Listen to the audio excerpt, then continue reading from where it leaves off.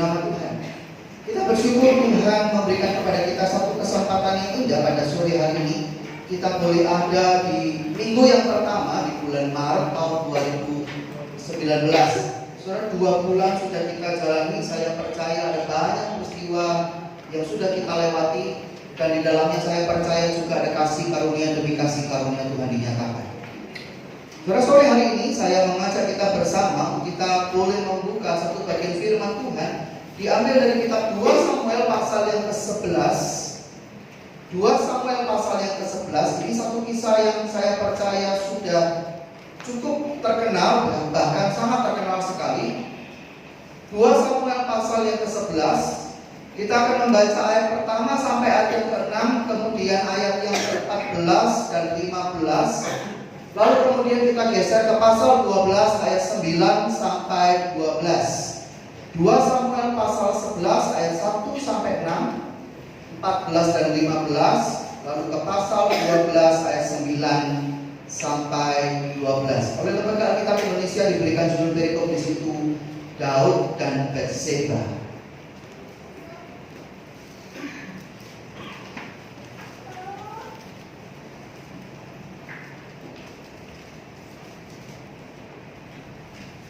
Sudah mendapatkannya? Mari kita membaca bagian ini perlahan-lahan, kita baca bersama-sama. 2, 3. Pada pergantian tahun, pada waktu raja-raja biasanya maju berperang, maka Daud menyuruh Yoab maju beserta orang-orangnya dan seluruh orang Israel. Mereka memusnahkan Bani Amon dan mengepung kota Rabah, sedang Daud sendiri tinggal di Yerusalem. Sekali peristiwa pada waktu petang, ketika Daud bangun dari tempat pembaringannya, lalu berjalan-jalan di atas soto istana, nampak kepadanya dari atas soto itu seorang perempuan sedang mandi. Perempuan itu sangat elok rupanya. Lalu Daud menyuruh orang bertanya tentang perempuan itu, dan orang berkata, itu adalah Batseba binti Eliam, istri Uria orang Het itu. Sesudah itu Daud menyuruh orang mengambil dia. Perempuan itu datang kepadanya, lalu Daud tidur dengan dia. Perempuan itu baru selesai membersihkan diri dari kenajisannya. Kemudian pulanglah perempuan itu ke rumahnya. Lalu mengandunglah perempuan itu, dan disuruhnya orang memberitahukan kepada Daud demikian, aku mengandung. Lalu Daud menyuruh orang kepada Yoab mengatakan, suruhlah Uria orang Het itu datang kepadaku.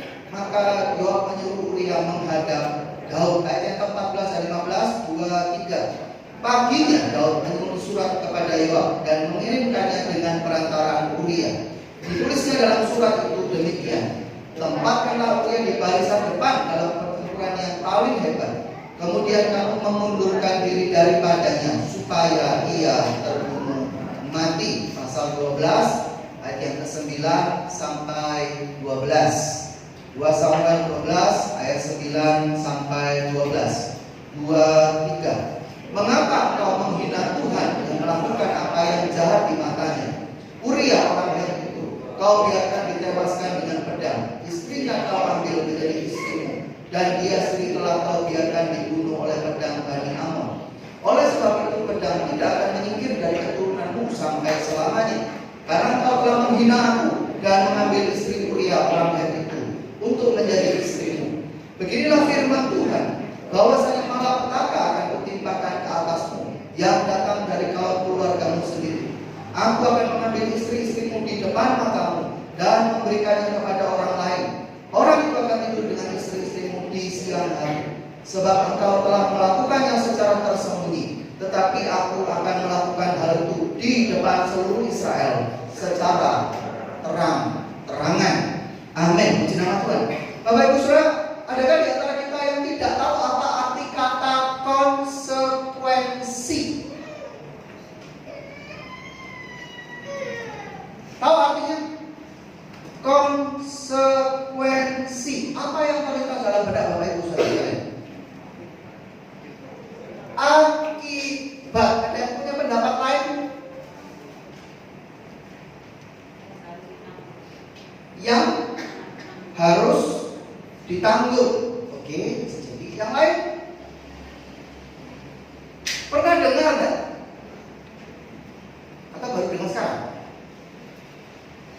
Pernah ya? Kira-kira artinya apa?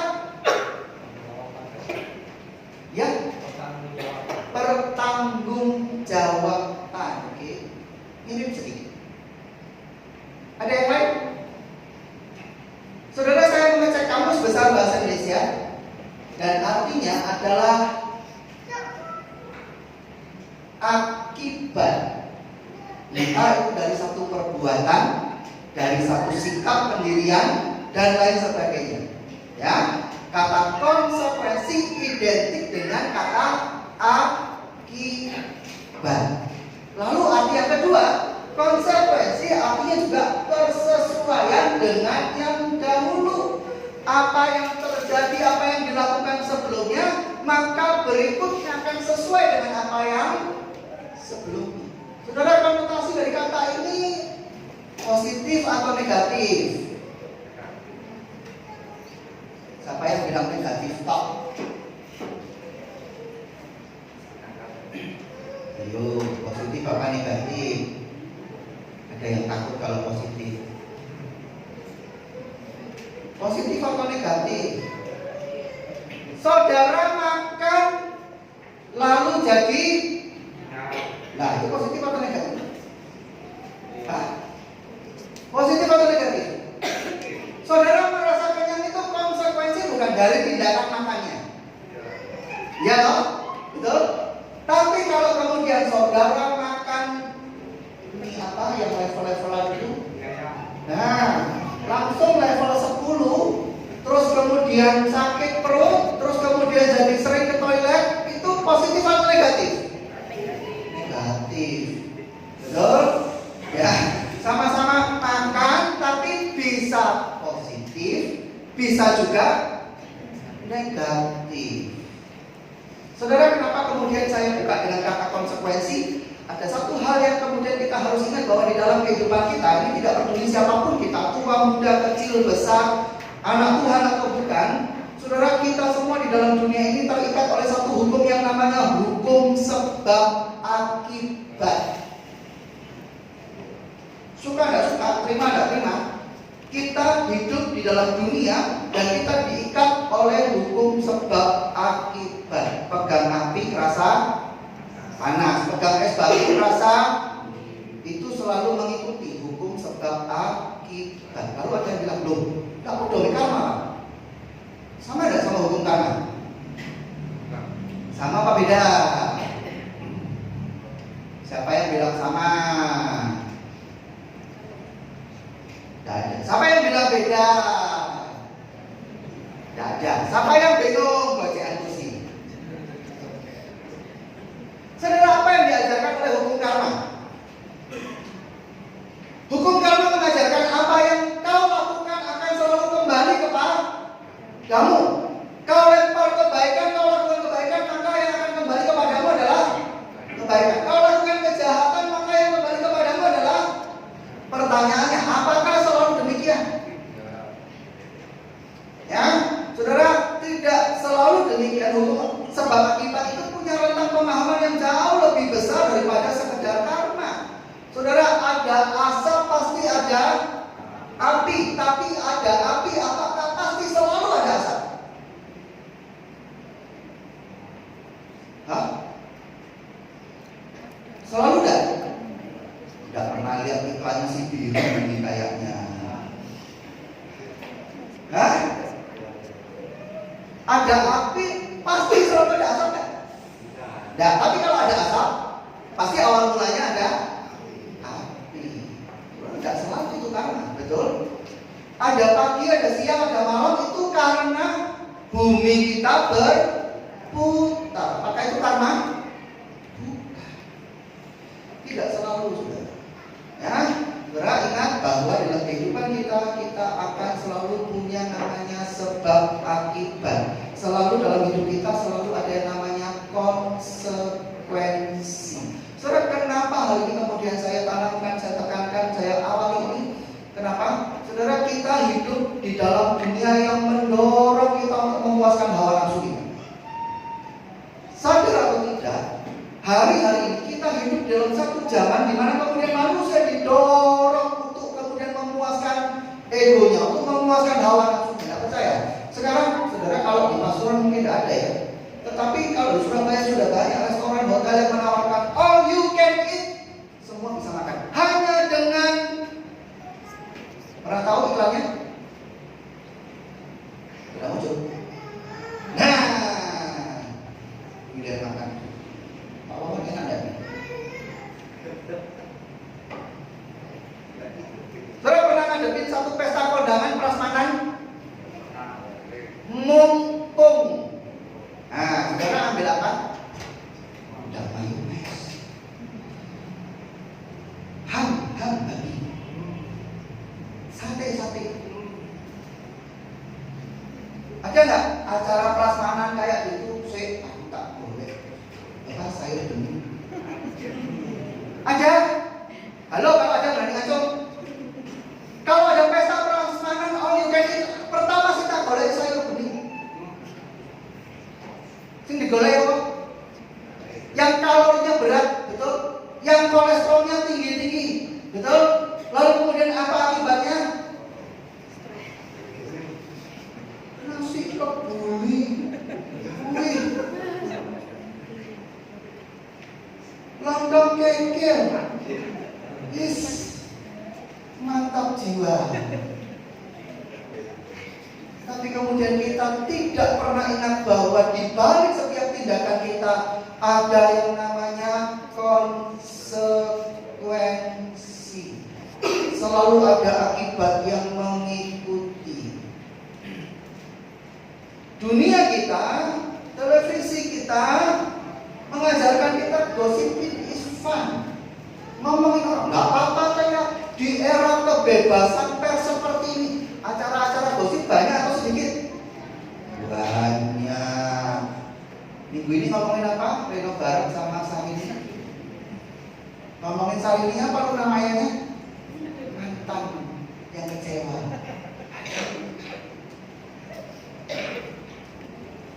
Ke bawah. Dalam kondisi marahan, jotaan.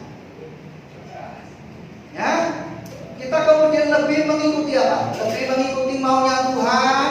Kalau itu berada di tanganmu, usahakanlah kerja baik kok. Dia yang salah kok. Mengalah kalah dengan malu. Saudara, hari-hari ini kita hidup di dalam zaman, di dalam dunia yang mendorong kita untuk memuaskan hawa nafsu kita. Dan oleh bagian firman Tuhan ini kita melihat apa akibatnya orang yang kemudian tidak dengar dengaran peringatan Tuhan, orang yang kemudian menuruti hawa nafsunya, apa akibatnya? Saudara, firman Tuhan hari ini dimulai dengan bacaan kita di ayat pertama mengatakan apa? Pada pergantian tahun, pada waktu raja-raja biasanya maju berperang, maka Daud menyuruh Yoab maju beserta orang-orangnya dari seluruh Israel. Sementara itu Daud sendiri tinggal di Yerusalem. Saudara, pertanyaannya why? Kenapa? Saudara, kemudian kita membaca 2 Samuel dari pasal 10 sampai endingnya pasal 12, kita akan tahu bahwa ini namanya strategi perang lapis kedua yang dilakukan oleh Daud. Maksudnya apa? Saudara, Daud mengirimkan, Yerusalem itu kan ibu kotanya, saudara. Ya, Yerusalem sebagai ibu kota kemudian menjadi tempat pertahanan terakhir dari sebuah negara. Ketika Daud mengirimkan Yoab beserta panglima tentara Israel maju berperang, saudara, maka Daud beserta beberapa prajurit ada tinggal di Yerusalem. Tidak, artinya Yerusalem tidak kosong melopong, tidak. Ketika nanti kemudian Yoab itu kalah dan prajurit musuh itu maju menyerang kota Yerusalem, maka Daud dan sisa prajurit yang bertahan itulah yang akan berperang melawan mereka. Ini sebagai lapis yang kedua. Tetapi kemudian kalau terjadi pasukan Yoab itu menang di medan pertempuran, maka Yoab sebagai panglima akan mengirimkan utusan, akan memanggil satu orang tentara untuk memberikan kabar kepada Daud dan mengatakan peperangan kita yang menang. Maka Daud akan maju ke medan perang dan mengklaim kemenangan itu bukan sebagai perangnya Yoab, tapi perang kemenangan Daud. Saudara, tindakan ini sudah menunjukkan siapa Daud. Dari dulu sampai sekarang yang namanya raja itu adalah panglima tertinggi suatu kerajaan, betul? Dengan pola yang dilakukan oleh Daud, bisakah kita mengatakan dia pemimpin yang baik? Kita tidak bisa lupakan Daud dari sejak masa mudanya. Sejak Tuhan belum mengangkat dia menjadi seorang raja, dia adalah gembala domba. Betul? Ketika domba-dombanya menghadapi bahaya, siapa yang harus maju duluan? Daud. Ini sebaliknya, dia dalam tanda kutip seperti mengorbankan tentaranya maju duluan. Nek kamu selamat, kamu menang, aku yang menang. Tapi kalau kamu kalah, kamu mampus duluan, aku lapis ke dua. Saudara, hati-hati. Daud berada di tempat yang salah, di waktu yang salah. Tidak sepantasnya Daud melakukan hal itu. Seringkali kejaduan kita mulai dari berada di tempat yang salah, di waktu yang salah. Minggu, wayar mancing. Kalau sudah ketambah mancing seharian, udah ke gereja. Lalu kemudian terjadilah ngomong dari ngomong itu, lalu kemudian terjadi perkara-perkara yang tidak berkenan di hadapan Tuhan. Hati-hati, awasilah dirimu di mana engkau berada dan bersama siapa engkau berada. Daud ada di tempat yang salah, di waktu yang salah. Dan kemudian firman Tuhan, sekali waktu ketika dia bangun dari tempat pembaringannya, di ayat 2. Artinya apa?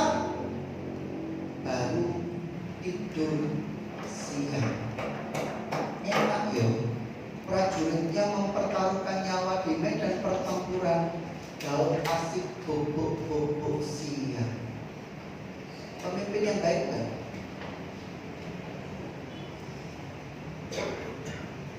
Surah firman Tuhan kemudian mencatat apa? Dari atas soto istananya dia melihat perempuan cantik sedang mandi. Berhenti sampai di sini, berhenti sampai kata melihat.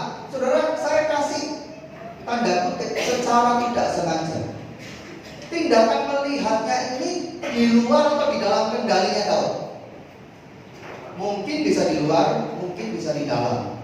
Tetapi pun kalau dia tidak sengaja melihat, saudara, kalau dia berhenti sampai itu saja, ada masalah muncul ya?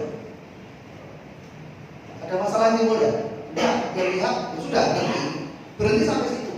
Tapi kemudian sambungannya, saudara, ini yang berada sepenuhnya di bawah kendalinya Daud, tetapi dia kemudian tidak baik-baik memperhatikan, mengawasi dirinya sendiri. Daud mengingini perempuan itu dan memanggil orang untuk menanyakan siapakah dia. Ini poin di mana kemudian hawa nafsu itu mulai berkuasa atas diri Daud. Saudara, ketika Daud memanggil orang menanyakan siapa Batseba, orang mengatakan apa? Batseba adalah anak dari Eliam. Eliam itu adalah anak dari Ahitofel. Artinya Batseba ini cucu daripada penasehatnya sendiri. Lalu yang kedua, Batseba adalah istri Uria. Siapa Uria? Uria ini satu dari 30 orang kepercayaan basement prajurit terbaiknya Daud. Jadi dengan kata lain, ketika Daud memanggil orang itu sudah kasih peringatan halus. Daud, hati-hati, perempuan itu adalah cucu daripada penasehatmu sendiri, dan dia adalah istri prajurit terbaikmu. Pantas tidak kamu ingin dia? Pantas tidak, saudara? Sebetulnya melalui perkataan orang itu Tuhan sudah mengingatkan di rumah. Diperhatikan peringatan itu? Tidak. Aku kan raja. Aku mau apa saja boleh tidak? Boleh. Aku raja. Siapa orang nomor 1 di negara ini kalau bukan saya? Jadi saya mau melakukan apapun sakarku dong. Hati-hati dengan prinsip ini, saudara. Saya kan punya uangnya. Saya kan punya kemungkinannya. Saya bisa melakukan apapun yang saya. Hati-hati dengan prinsip ini. Kalau tertanam dalam pikiran kita. Betul? Jangan kemudian aku kan punya uangnya, aku kan punya kesempatannya, aku bisa lakukan dengan apa yang aku punya. Hati-hati, saudara. Saudara, ayat 4a mencatat lalu kemudian perzinahan itu terjadi. Saya garis bawahi poinnya adalah bukan sekedar karena dosa perzinahan itu saja, tetapi akar masalahnya adalah Daud lebih menuruti hawa nafsunya daripada mendengarkan peringatan Tuhan. Seandainya dia sudah orang ngomong dia itu anaknya, cucunya Ahitofel, dia istrinya Uria, harusnya berhenti dong. Betul? Daud berhenti kan?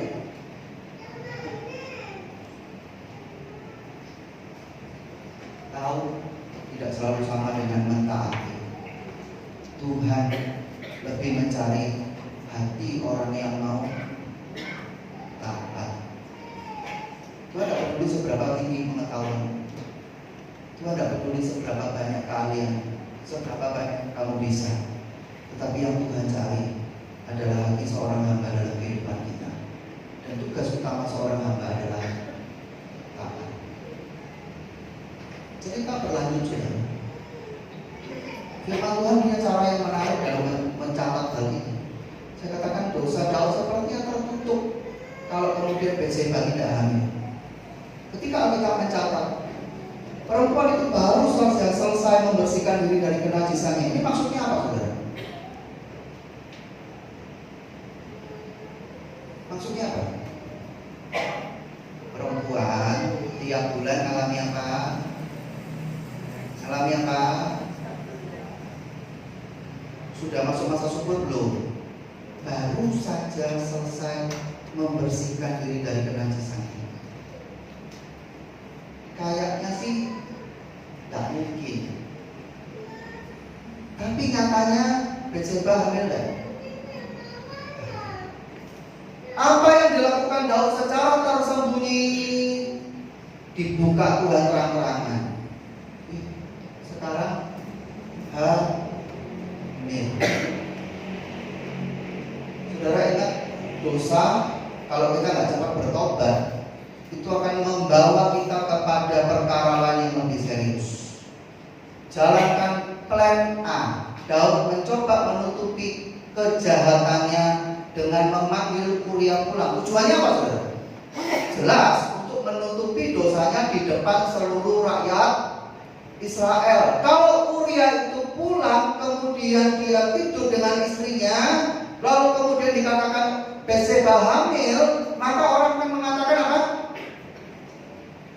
Ya iyalah, hamil karena bojonya Dewi, kan Uria baru pulang, jadi wajar dong, tidak masalah. Tetapi ini dalam tanda kutip saya baca ini lucu, ironis, tragis begitu ya. Uria di dalam dedikasinya, di dalam kesetiaannya, selesai dia menghadap Daud. Ketika dia keluar dari pintu gerbang istana, dia melihat hamba-hamba, dia melihat prajurit-prajurit yang lain. Dia berpikir dalam hatinya, nek aku pulang tidur sama istriku sementara tentara lain dalam posisi siaga, pantas atau tidak? Jadilah dia tidak pulang ke rumah, dia tidur di depan pintu istana beserta dengan hamba-hamba yang lain. Ada orang yang laporan kepada Daud, rajaku, Uria tidak pulang ke rumahnya, tetapi selesai menghadap engkau, dia tidur di depan pintu istana. Mati pun. Ada satu kehamilan yang harus ditutupi. Ada satu perempuan hamil yang tidak boleh ketahuan siapa yang menghamili. Sementara Uria di depan pintu istananya, Daud gelisah setengah mati. Ini caranya, ini gimana caranya? Ada yang mentang, tapi orang tidak boleh tahu kalau aku yang mentang. Ini yang saya katakan, satu dosa kalau tidak cepat diselesaikan akan membawa kita kepada dosa lain yang lebih serius. Plan B, tadi plan A gagal. Plan B apa? Pembunuhan terhadap Uria. Selesai masa cutinya Uria, selesai dipanggil, Uria kembali pulang ke medan pertempuran. Tapi Daud, Uria sini, kamu tak wenehi surat, tak kasih surat, sampaikan kepada Panglima Yoab. Surat itu isinya apa? taruhlah Uria di barisan yang paling depan, di medan pertempuran yang paling hebat, lalu kemudian kalian pelan-pelan mundur supaya dia mati. Saudara bayangkan ada seorang raja yang membunuh prajurit terbaiknya sendiri. Betapa jahatnya seorang Daud. Tidak salah kemudian kalau kemudian Nabi Tuhan mengatakan dia menghina Tuhan. Orang mungkin tidak tahu, tapi Tuhan yang Maha melihat. Dia tahu, dia mengirimkan Nabi Nathan menegur Daud. Dengan cerita yang menarik, saudara, dengan analogi yang menarik adalah dua keluarga dalam satu kota. Yang satu mempunyai banyak kambing domba, yang satu hanya punya satu kambing domba. Satu ketika datang tamu ke rumah orang kaya itu yang punya banyak kambing domba itu, maka sepantasnya potong kambing dombanya siapa? Potong kambing dombanya sendiri untuk disajikan kepada tamunya. Tetapi yang dilakukan apa? Ngambil kambing domba tetangganya yang cuma satu-satunya itu untuk kemudian disajikan kepada tamunya. Menurutmu Daud, apa yang harusnya dilakukan kepada orang? Orang itu harus dihukum mati. Ya kamu orangnya. Saudara, tidak berhenti sampai di situ. Nabi Nathan menyatakan satu konsekuensi yang harus dibayar oleh Daud. Ini yang jarang dibahas. Nathan mengatakan apa? Pedang tidak akan menyingkir dari keturunanmu. Keluarga Daud akan saling bunuh. Yang kedua, orang akan tidur dengan istrimu di depan seluruh Israel. Kamu akan dipermalukan. Nubuatan ini terjadi tidak, saudara? Terjadi tidak? Terjadi. Berikutnya di pasal 13 kalau kita baca, ada satu peristiwa yang menggegerkan istana Daud. Peristiwa apa? Perkosaan Amnon terhadap Tamar dan pembunuhan Absalom terhadap Amnon. Jadi saudara, Daud itu punya beberapa anak dari beberapa istri. Anak yang sulung, anak yang pertama namanya Amnon. Kemudian dari istri yang lain dia punya anak Absalom dan Tamar. Amnon ini naksir saudara tirinya, lalu kemudian berpura-pura sakit, minta supaya Tamar datang ke rumahnya, bawain masakan, lalu kemudian somehow dengan cara yang menipu, lalu terjadilah Amnon memperkosa adik tirinya.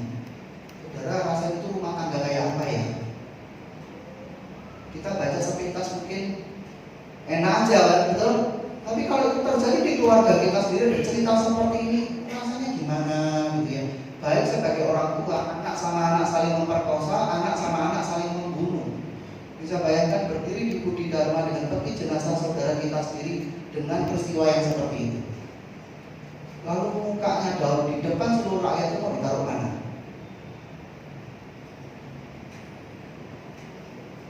Bukan hanya itu saja, pasal 16 ayat 22, coba kita baca. Pasal 16 ayat 22.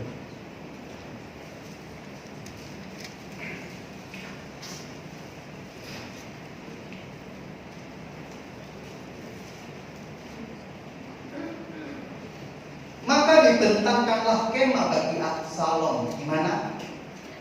Gimana? Di atas Sokor. Ini berarti tempat yang tersembunyi atau tempat yang terbuka, kelihatan?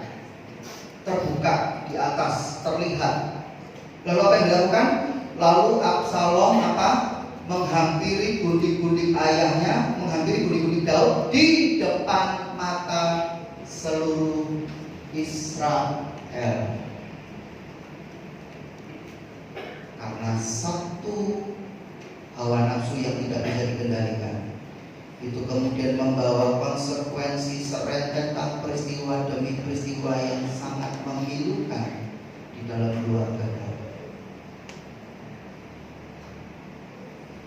Yakobus 1 ayat 14 dan 15 mengatakan, tetapi tiap-tiap orang dicobai oleh apa? Dicobai oleh keinginannya sendiri. Karena ia diseret dan dipikat olehnya. Dan apabila keinginan itu telah dibuai, ia melahirkan dosa. Dan apabila dosa itu sudah matang, ia melahirkan maut. Upah dosa adalah maut.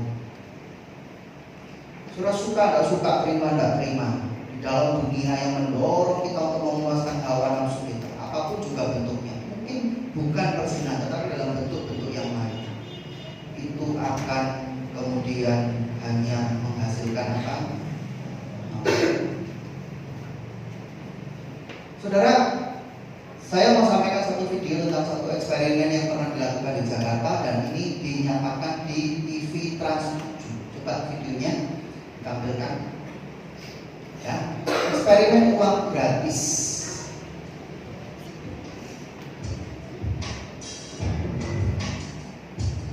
Kali ini kami akan melakukan sebuah permainan. Kalau ada sebuah box dipenuhi berlembar-lembar uang di tempat umum tanpa ada yang mengawasi, kira-kira akan ada yang mengambil uang tersebut tidak ya? Uang gratis nggak? Gratis tuh ambil aja. Uang kalau tuh ambil aja. Pada percobaan pertama, kami menaruh adik kami sebagai SPG yang mempersilahkan setiap orang untuk mengambil uang tersebut sebanyak-banyaknya secara cuma-cuma. Nggak ada. Nggak ada mbak. Iya beneran. Kalau ambil aja sepuasnya. Ada yang 100.000.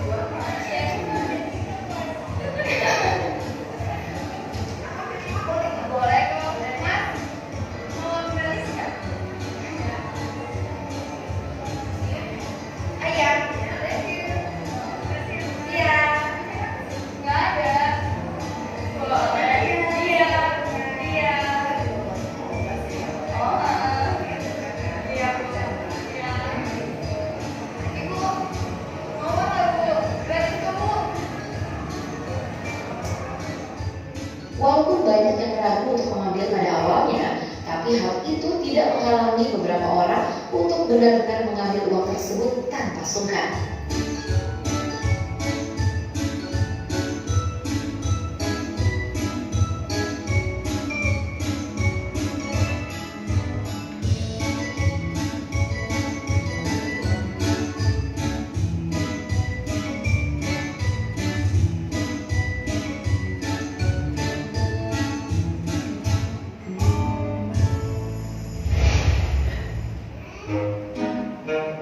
Kami melakukan percobaan kedua, di mana kami hanya meletakkan box berisi uang tanpa ada SPG yang menjaganya.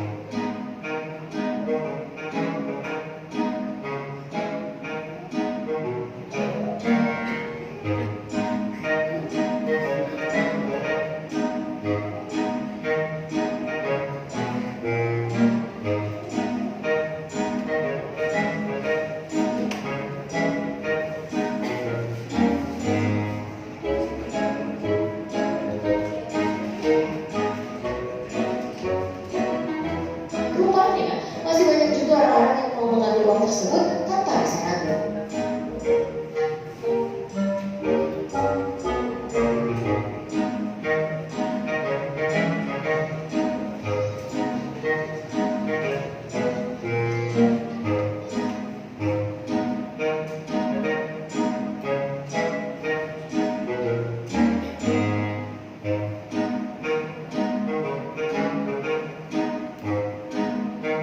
Di percobaan ketiga, bagaimana ya kalau kami meletakkan CCTV di depan box dengan tulisan pernyataan tempat ini diawasi CCTV? Masihkah ada orang yang berani mengambil?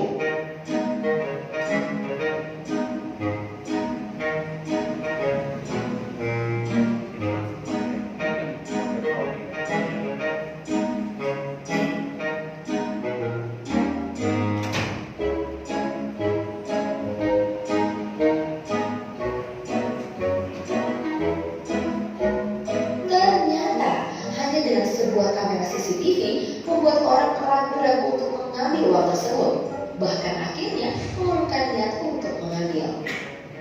Ya penasaran aja sih. Karena ada tulisnya. Saudara, dalam percobaan ini ada 3 segmen. Segmen yang pertama sama ya, ada satu kotak isinya uang 2000-an, tulisannya uang gratis, silakan SBG-nya yang mendorong orang untuk ngambil. Orang ngambil. Lalu yang kedua, kotaknya tetap, tulisannya tetap, SBG-nya tidak ada. Orang ngambil enggak? Ambil.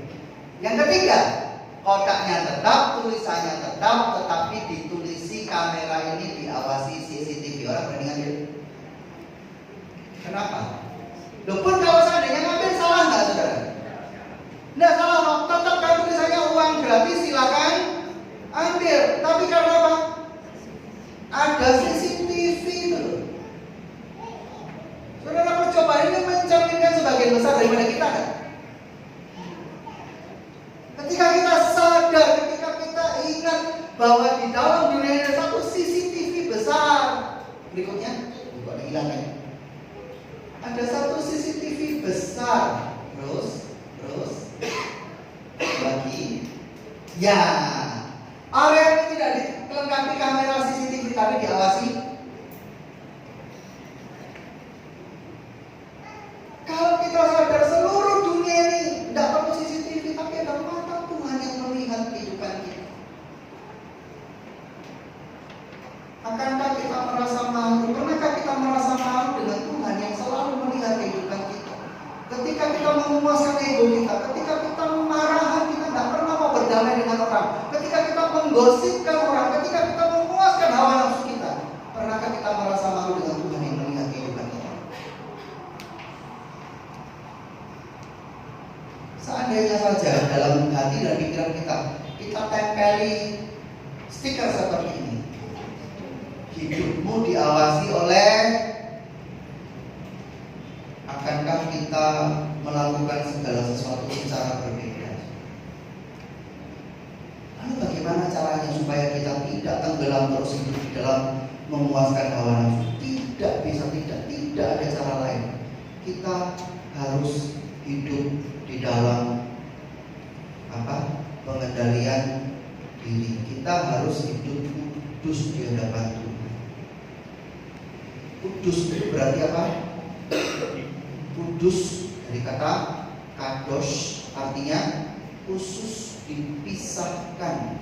Kita harus berani hidup berbeda daripada dunia. Kalau dunia mendorong kita untuk kemudian kita memuaskan hawa nafsu kita harus berani tampil berbeda. Kenapa? Karena kita tahu ada Tuhan yang melihat kehidupan kita. 1 Tesalonika 4 mengatakan apa?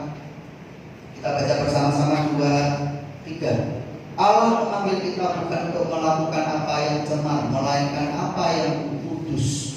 Karena itu siapa yang menolak ini bukanlah menolak manusia, melainkan menolak Allah yang telah memberikan juga Roh-Nya yang kudus kepada kamu. Saudara, firman ini mengatakan bahwa Tuhan itu sudah memberikan kepada setiap kita Roh yang kudus. Dan karya Roh Kudus berikutnya di dalam kehidupan kita adalah untuk apa? Menginsafkan akan dosa, akan kebenaran, dan akan penghakiman. Ingat bahwa sampai cepat atau lambat setiap kita akan menghadap takhta penghakiman Tuhan. Kata penghakiman itu akan menjadi satu kata yang membahagiakan bagi orang yang hidup benar di hadapan Tuhan. Kenapa? Pada saat itulah dia menerima mahkota kehidupan. Tetapi sebaliknya kata penghakiman akan menjadi kata yang menakutkan bagi orang yang hidup memuaskan hawa nafsunya. Kenapa? Kata itu berarti hukuman. Ingat, setiap apa yang kita kerjakan selalu punya konsekuensi. Saudara, kalau dari tadi kita bicara soal konsekuensi, kita harus bersyukur ada satu hukum yang lebih tinggi dan lebih besar yang sanggup mengintervensi hukum sebab akibat, dan itu adalah hukum kasih karunia. Di dalam kelemahan kita sebagai manusia, kita tahu Tuhan sudah hadir dalam dunia, memberikan kepada kita teladan yang sempurna bagaimana kita harus menjalani kehidupan. Hukum sebab akibat saja kemudian mengatakan tidak mungkin kita bisa hidup kudus dengan kekuatan kita sendiri. Loh Pak, saya hidup di dalam keluarga yang seperti ini, saya hidup dalam lingkungan yang seperti ini, teman-teman saya pergaulan seperti ini, tidak mungkin saya hidup kudus. Kasih karunia hidup kudus di hadapan Tuhan. Kenapa? Dia yang memberikan Roh Kudusnya, dan Roh Kudus itu mengerjakan perkara-perkara yang tidak mungkin kita kerjakan dengan kekuatan sendiri. Masalahnya adalah ketika kita menyadari kasih karunia Tuhan dalam kehidupan kita, adakah di dalam diri kita hati yang kembali mau bersyukur, hati yang kembali mau mengasihi Tuhan? Pertobatan yang sejati bukan hanya berhenti melakukan dosa, tetapi esensi yang utama dari sebuah pertobatan adalah hati yang kembali mengasihi Tuhan. Kenapa? Berhenti melakukan dosa tetapi tidak mengasihi Tuhan, itu pun adalah sebuah dosa. Hari ini, adakah hati kita mengasihi Tuhan sehingga kita mau dengan sukarela, dengan kesadaran akan kasih karunia Tuhan itu, hidup di dalam penguasaan diri, hidup di dalam kekudusan?